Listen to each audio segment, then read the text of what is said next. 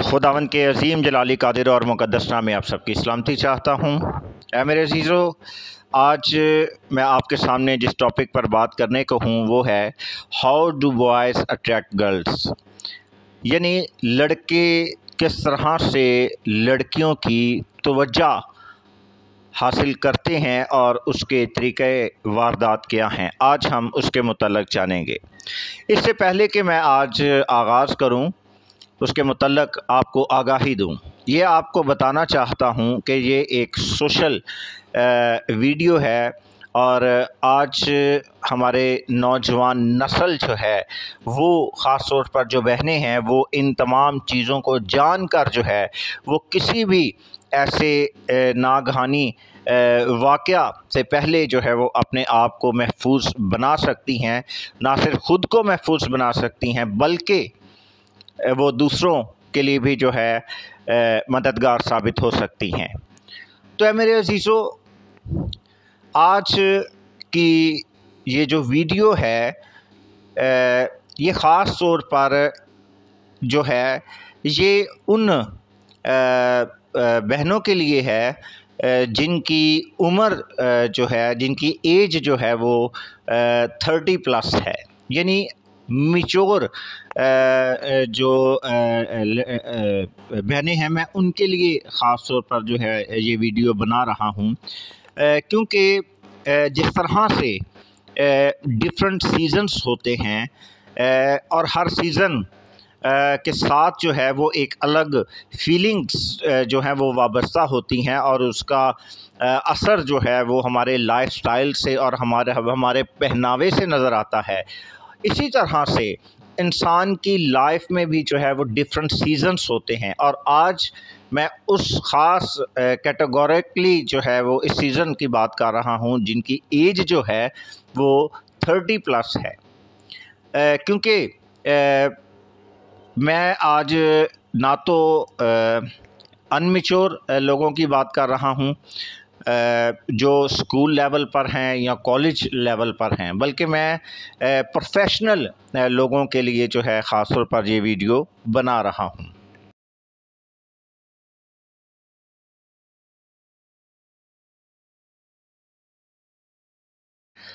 तो मेरे अज़ीज़ों, जैसे मैंने अभी सीज़न्स का ज़िक्र किया, जिस तरह से डिफरेंट सीज़न्स जो हैं वो हमारी लाइफ के अंदर आते हैं, हमारी ज़िंदगी के अंदर आते हैं और उसके साथ ही हमारा लाइफस्टाइल और हमारे मिजाज पर और हमारे पहनावे पर उसका असर होता है। इसी ही तरह से अगर कोई भी सीज़न है, आप अगर उस सीज़न से हटकर अगर आप पहनावे को अपनाएं या उस लाइफस्टाइल को अपनाएं तो वो चीज़ें ना सिर्फ दूसरों को बल्कि आपको ख़ुद को भी अजब मालूम होंगी और अजीब व गरीब जो है वो चीज़ें आपको मालूम होगी। मिसाल के तौर पर अगर समर सीज़न है और समर सीज़न के अंदर जो है आप कोई जैकेट वगैरह पहनते हैं, आप स्वेटर पहनते हैं समर सीज़न में, तो ये अनएक्सेप्टेबल होगा और नुकसानदेह भी होगा और तकलीफ़देह भी होगा। क्यों? क्योंकि आप जिस सीज़न में हैं आपने उस सीज़न से हटकर जो है वो काम किया है और आपने एक ऐसे पहनावे को अपनाया है, एक ऐसे स्टाइल को अपनाया है जो कि उस सीज़न के अंदर जो है आपके लिए सूट नहीं करता आपको और आपके लिए नुकसानदेह भी है और वो चीज़ें जो आपने अपनाई हैं वो उस सीज़न के लिए नहीं हैं। इस ही तरह जब आपकी लाइफ के अंदर जब आप किसी सीज़न में से गुज़रते हैं या एक लाइफ पैटर्न में से आप गुज़र रहे हैं, आपकी लाइफ के सीज़न में अगर कोई ऐसा काम होता है जो अटपटा हो या उस सीज़न से हटकर हो, जो आपके एहसासात, आपके जज्बात से ताल्लुक़ रखता हो, तो जान जाएं कि जो चीज़ आपको आपकी सीज़न से हटकर जो है नज़र आ रही है या महसूस हो रही है या दूसरे इस बात को महसूस कर रहे हैं तो समथिंग रॉन्ग।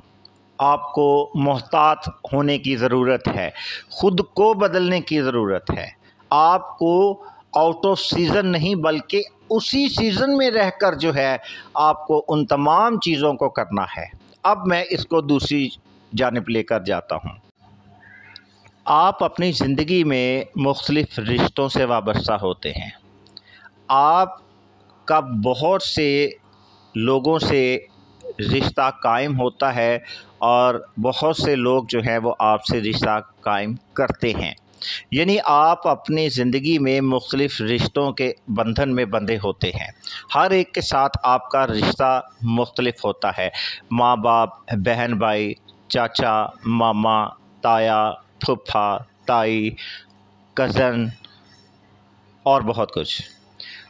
और यही बात है, आपको भाई गले से लगाता है, गुड। आपको आपका खामंद गले से लगाता है, गुड, दुरुस्त है, दोनों ही दुरुस्त हैं। लेकिन दोनों में कॉमन क्या है और कौन सी चीज़ मुख्तलिफ है? याद रखें, दोनों के एहसासात मुख्तलिफ हैं। गले दोनों ही लगा रहे हैं लेकिन फीलिंग्स मुख्तलिफ हैं। इस ही तरह से जो है आपकी ज़िंदगी के अंदर बहुत से ऐसे लोग आते हैं जो आपकी मदद करते हैं, जो आपकी लाइफ के अंदर बहुत से हेल्पिंग हैंड के तौर पर आते हैं। लेकिन वो काम तो दुरुस्त करते हैं लेकिन उसके पीछे एहसासात मुख्तलिफ होते हैं।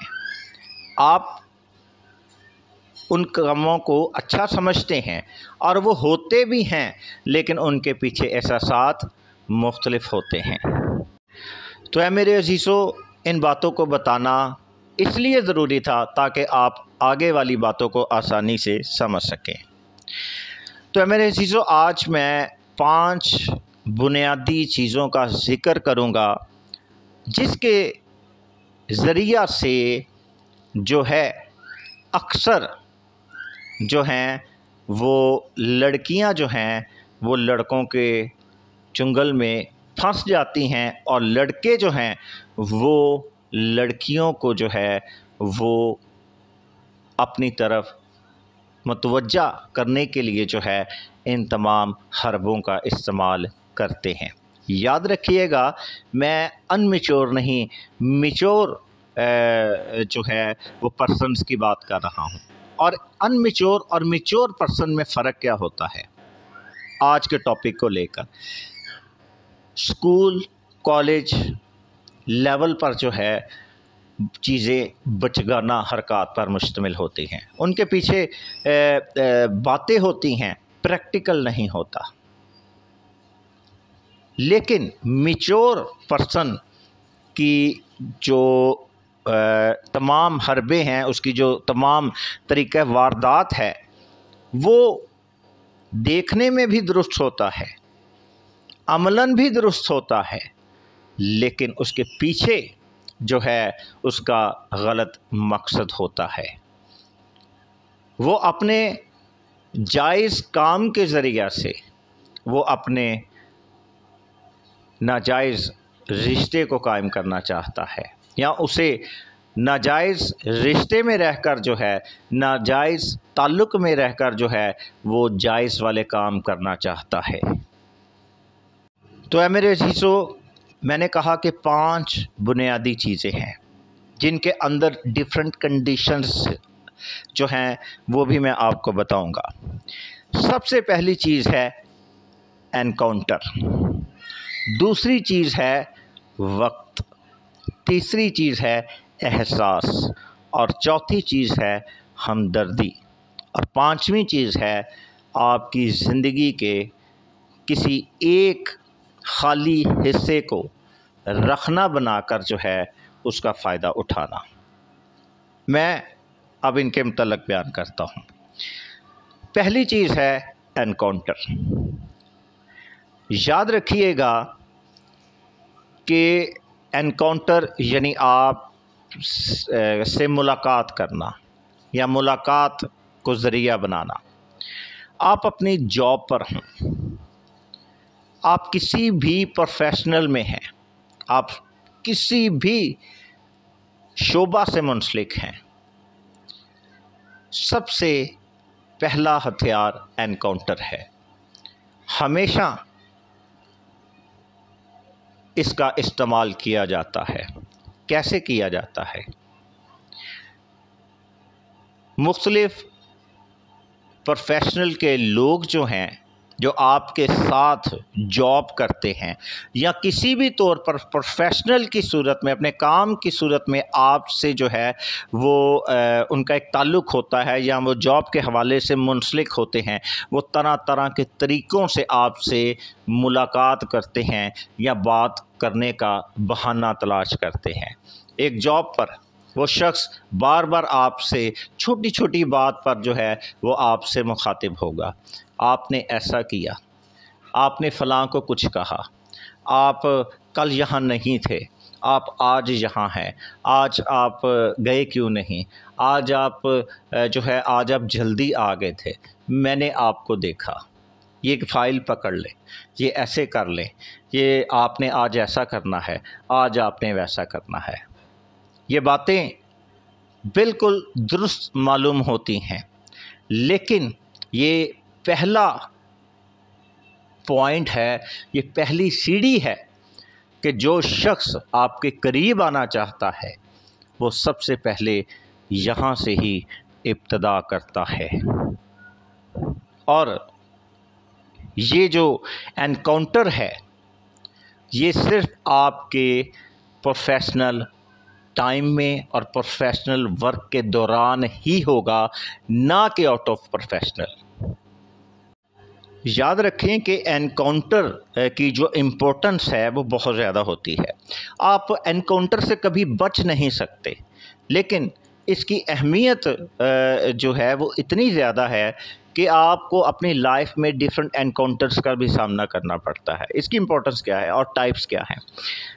सबसे जो पहली चीज़ है, जो पहली किस्म है वो है सेल्फ एनकाउंटर, फिर है आपका सोशल एनकाउंटर और फिर है पर्सनल एनकाउंटर। ये 3 एनकाउंटर हैं जो हर शख्स की ज़िंदगी से ताल्लुक़ रखते हैं। और याद रखें कि जो सेल्फ एनकाउंटर है उसका ताल्लुक़ आपकी ज़िंदगी से होता है। याद रखें कि सेल्फ एनकाउंटर का ताल्लुक़ जो है वो आपकी ज़िंदगी से होता है, जबकि सोशल एनकाउंटर जो है उसका ताल्लुक़ जो है वो मुआशरे से होता है, आपके प्रोफेशनल से होता है। और एक होता है पर्सनल एनकाउंटर।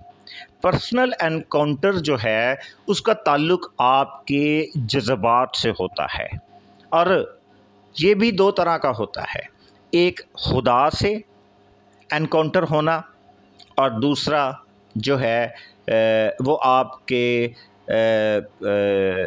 जो है पर्सनल, जो वो रिश्ते जो सिर्फ़ आपके अपने हैं। जैसे आपका अपना है, जैसे खामंद, भाई, माँ, बाप। ये वो एनकाउंटर है जिसे हम पर्सनल एनकाउंटर कहते हैं। इसमें आपके जज्बात शामिल होते हैं। और जब इस एनकाउंटर में, जो आपका पर्सनल एनकाउंटर है, जब इसके अंदर आउटसाइडर आता है, बाहर से कोई आपके इस एनकाउंटर में शामिल होता है, यानी जब आपको ये महसूस हो कि गैर मुतवक्का से जो है गैर मुतवक्का चीज़ें अहमियत हासिल कर रही हैं, तो समझ जाएं कि समथिंग रॉन्ग, आपको मोहतात होने की ज़रूरत है। जबकि माशरती एनकाउंटर जो है या सोशल एनकाउंटर जो है उसके अंदर आप घर से बाहर निकलते हैं, कोई आपसे रास्ता पूछता है, आप किसी से रास्ता पूछते हैं, आप सब्ज़ी लेने जाते हैं, आप जो है बैंक में जाते हैं, आप अपनी जॉब पर जाते हैं। जब आपका सोशल एनकाउंटर जो है, सोशल एनकाउंटर में आपका पर्सनल एनकाउंटर शामिल होना शुरू हो जाए, तो समझ जाएं कि समथिंग रॉन्ग।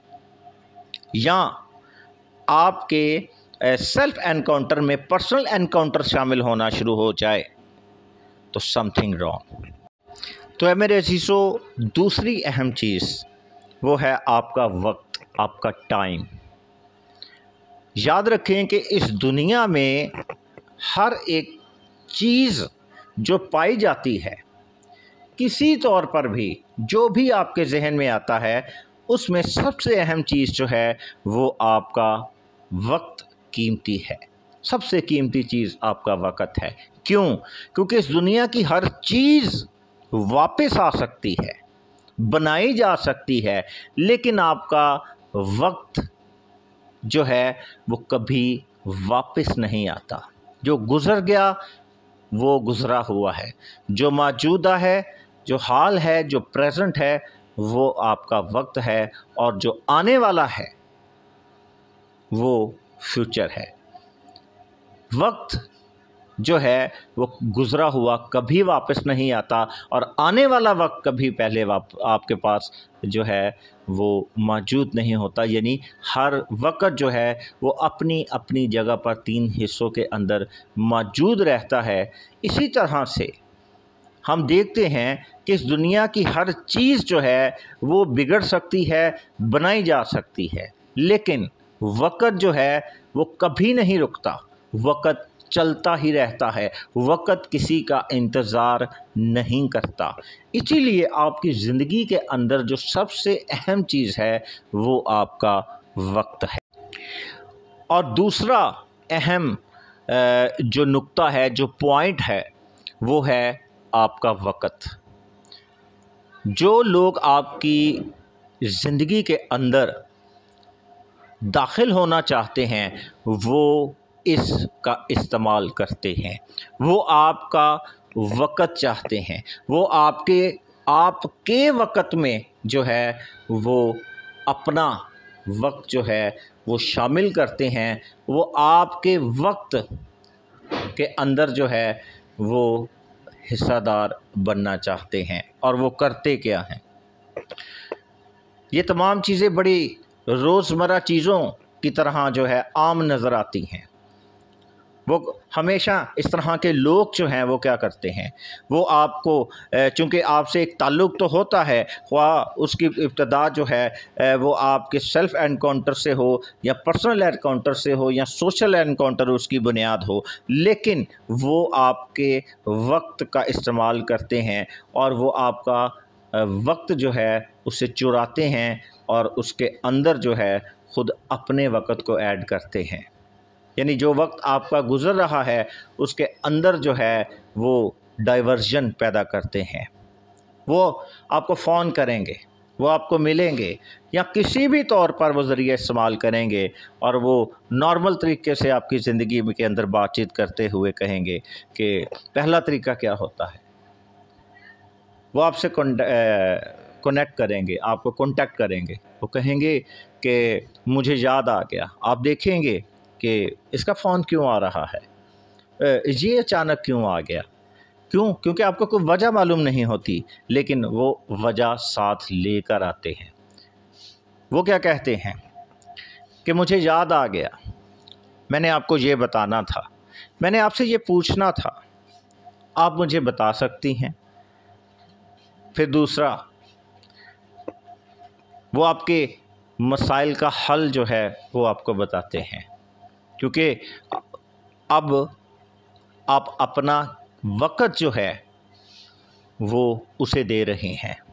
और उस दौरान बातचीत जब आगे बढ़ती है, कुछ वक्त गुज़रता है, फिर वह आपके मसाइल जो हैं उसका हल बताना शुरू करते हैं।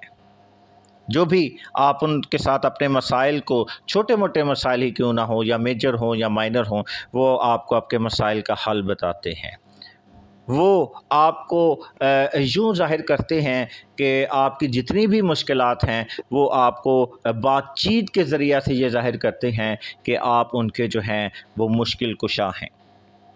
और फिर वो आपको ये ज़ाहिर करते हैं कि आपके जितने भी मसाइल हैं, छोटी छोटी बातें हैं, कोई मेजर मसाइल की बात नहीं कर रहा, कोई ख़ास बातों की जानिब तवज्जो नहीं दिला रहा कि मसाइल ये हैं, कोई भी हो, वो आपको जो है ये कहते हैं कि कोई मसला नहीं है, ये तो कोई प्रॉब्लम नहीं है मेरे लिए, ये तो कोई ऐसी बात नहीं है, आप परेशान ना हों, वो मुश्किल कुशा के तौर पर पेश होते हैं और फिर वो कहते हैं कि कोई मसला नहीं है, कोई मसला नहीं है, मैं कोशिश करता हूँ। और फिर जो है वो आपके वक़्त का जो है वो इस्तेमाल करते हैं। वो एनकाउंटर से बढ़ते हुए आगे जो है वो इन तरीक़ों से जो है वो आपके वक़्त का जो है वो इस्तेमाल करते हैं और आपके वक़्त में जो है वो आपको जो है अपनी मौजूदगी का एहसास दिलाते हैं।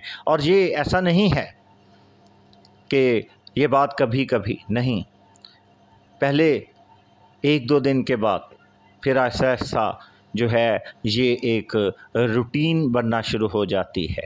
और असल तब जो हैं वो लड़कियां धोखा खा जाती हैं, या वो ऐसी लोग जो हैं वो धोखा खा जाते हैं।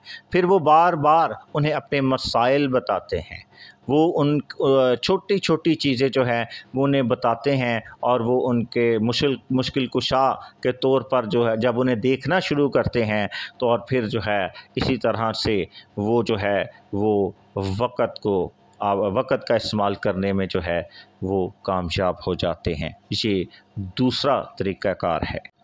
और इसी तरह तीसरी अहम जो चीज़ है वो होता है एहसास। और एहसास के साथ जो है फीलिंग्स के साथ जो है वो आपके इमोशन वाबस्ता होते हैं। फिर वो इनका इस्तेमाल करते हैं और वो ये ज़ाहिर करते हैं कि उन्हें आपका बहुत ज़्यादा एहसास है और उनके एहसासात में आहिस्ता आहिस्ता जज्बात का अंसर जो है वो शामिल होना शुरू हो जाता है। और वो ये ज़ाहिर करते हैं कि वो उन्हें आपका एहसास जो है वो बड़ा मुनफरिद और दूसरों से ज़्यादा है और वो ये इम्प्रेशन नज़र आता है एक जिसके अंदर जो है आपको ये एहसास होता है, या वो आपको एहसास करवाना बेसिकली चाहते हैं कि उन्हें आपका एहसास है और आप जो है वो उस पर भरोसा कर सकते हैं। और आपको भी एक वक़्त पर लगना शुरू हो सकता है कि ये शख्स जो है ये मेरा बड़ा हमदर्द है, क्योंकि एनकाउंटर से शुरू होने वाला काम जो है वो फिर जो है आप के मुश्किल कुशा के तौर पर जो है वो नज़र आता है, जिसके अंदर वो आपके वक्त का इस्तेमाल करते हैं और फिर जो है वो अपने आपको जो है वो आपका एक हमदर्द एहसास करने वाला समझते हैं और आप भी जो है उन्हें उन पर एतमाद करना शुरू हो जाते हैं। और अक्सर इसका इस्तेमाल कैसे देखने को मिलता है, हेलो वो आज आप आए नहीं, मैंने सोचा कि मैं फ़ोन कर लूँ, मैंने कहा पता नहीं शायद आपकी तबीयत ठीक नहीं होगी, तो अच्छा नहीं तबीयत नहीं ठीक, मैं आज अपनी मामा के घर चली गई, मैं एक्चुअली आज अपनी फुफ्फो के साथ गई थी। अच्छा चलें ठीक है कोई बात नहीं, और ठीक ठाक है ना सब, चलें मैं थोड़ा परेशान हो गया था कि पता नहीं क्या हो गया, चले मैंने फ़ोन, अब मुझे पता चल गया, मुझे तसल्ली होगी। और अक्सर यहाँ तक बात होने के बाद या कोई भी इस तरह की मिलती जुलती वजह हो सकती है, उसके बाद जो चीज़ सामने आती है वो क्या है, वो यही आती है कि चलें ठीक है, बस मैंने यही पूछना था, आप अपना बिज़ी हैं, आप अपना काम करें, तो कोई बात हो तो बेशक बिला झिझक मुझे फ़ोन कर लीजिएगा। ये आखिरी एक ऐसी चाल होती है, एक ऐसा पत्ता होता है, एक पाकिस्तान में मिसाल बनी है, काम बने ना बने ट्राइयाँ जारी रखो। तो इसी तरह की एक सिचुएशन जो है वो एहसास की कैटेगरी में नज़र आती है। तो है मेरे अज़ीज़ों, फिर जब एनकाउंटर से वक़्त और फिर वक़्त से एहसास तक पहुँचते हैं तो फिर इससे अगला स्टेप जो है वो होता है हमदर्दी, कंपैशनेट।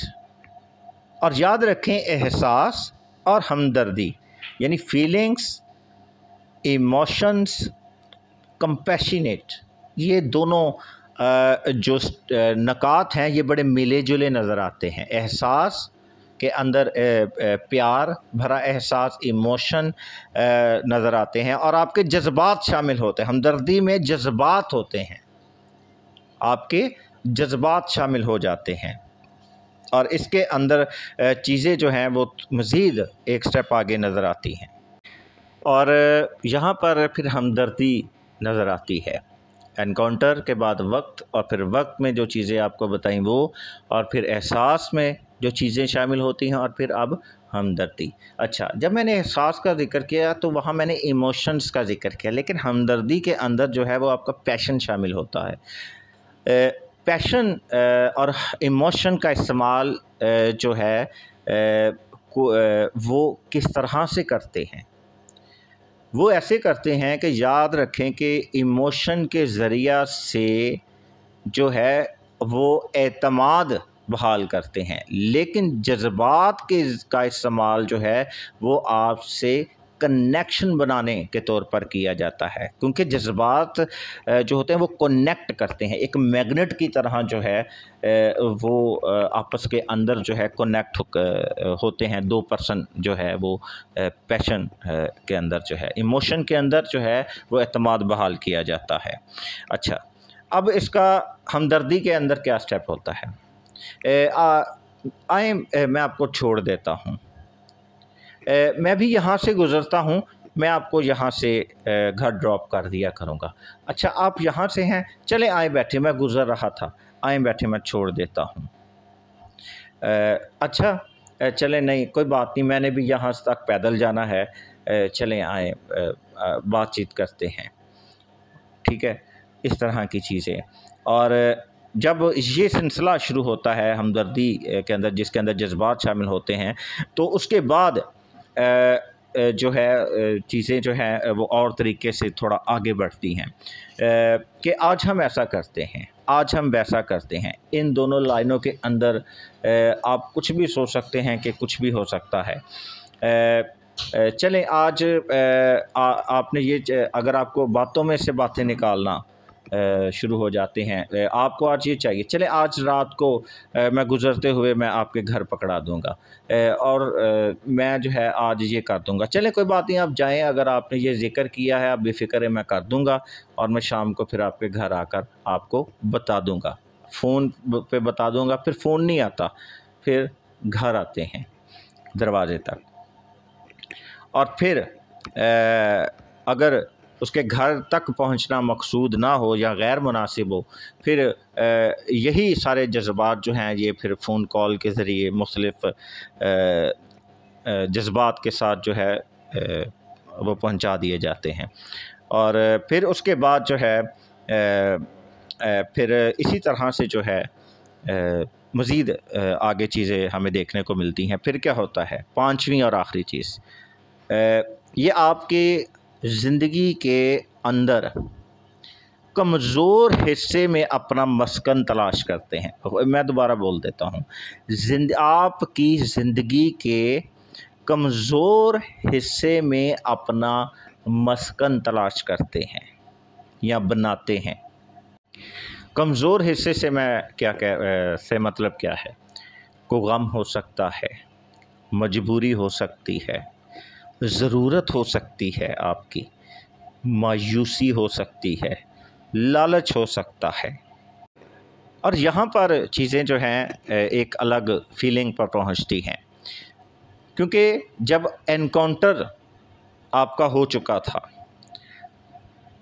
फिर वक्त भी आपने उसे दिया, एहसास के ज़रिया से आपने एतमाद भी शुरू कर दिया, और हमदर्दी के ज़रिया से जो है आपने कुछ करीब आने का मौका दिया।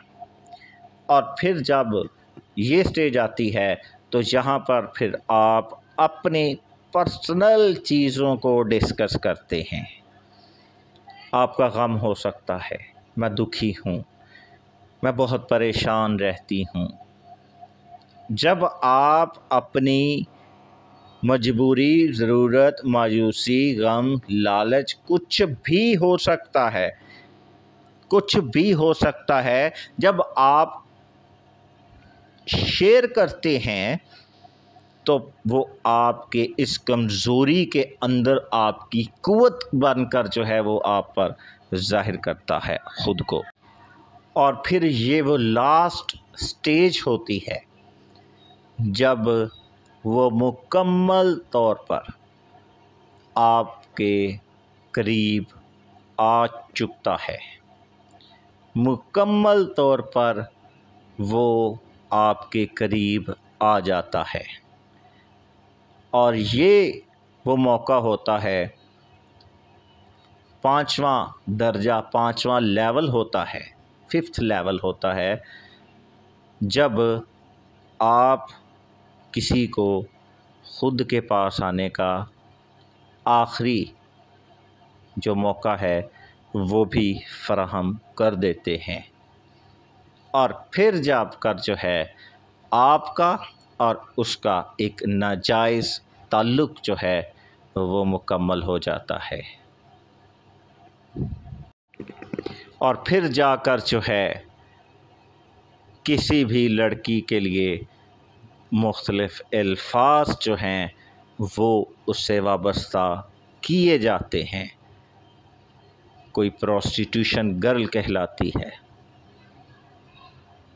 कोई किसी और नाम से कहलाती है, फिर तलाक के वर्ड भी आगे जाकर सुनने को मिलते हैं, फिर नाजायज़ ताल्लुकात की कहानियाँ शुरू हो जाती हैं, फिर जाकर जो है और भी बहुत से अल्फाज जो हैं वो मुआशरा आपके साथ जो है वो मुंसलिक करता है और आप भी डिज़र्व करते हैं।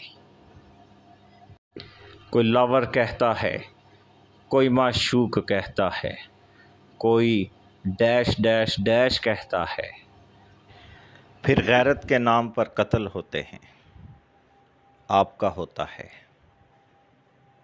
फिर बेवफा कहलाते हैं। तो अब सवाल ये पैदा होता है कि इनसे बचना कैसे है। याद रखें कि अपना एनकाउंटर और वक्त, इसकी अहमियत को जानें और इसमें कभी भी गैर ज़रूरी पर्सन को दाखिल ना होने दें या इनको लिमिटेड बेसिस पर डील करें। अगर आप इन दो अहम चीज़ों पर कंट्रोल करते हैं तो आप इन तमाम हथियारों से महफूज रह सकते हैं।